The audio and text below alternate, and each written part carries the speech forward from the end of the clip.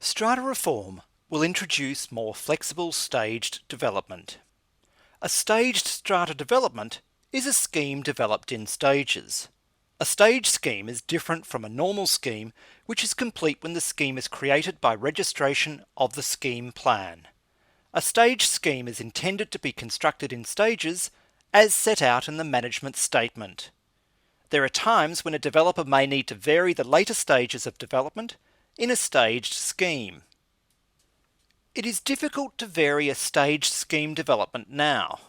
A major variation to a stage of development requires the consents of owners within the scheme, people with a registered interest in lots in the scheme, and caveators of lots in the scheme. Currently, there is no time limit on these people to provide their consents, and objections to a proposed variation may be unreasonable. If the developer cannot get consents to the variation, development of the stage scheme grinds to a halt. The result is that owners of apartments in the completed stages have to get used to living next to an unfinished building site. Currently, minor variations are defined by the regulations in a very limited way. The result is that most proposed variations to a staged scheme are defined as major variations. This means the developer needs to obtain the consents to continue developing the scheme. The reforms will provide a wider range of minor variations to be allowed in staged development. The result will be that more variations will be defined as minor and will not require consent, meaning that there will be less delays. A deemed consent process will also be introduced to staged developments. A 30-day time limit will be set on consents from people with a registered interest in a lot in the scheme and caveators of lots in the scheme. Registered interest holders and caveators will have 30 days to object in writing. If they do not respond to the proposed variation within 30 days, their consent will be deemed to have been given. A reasonableness test will also be applied to objections.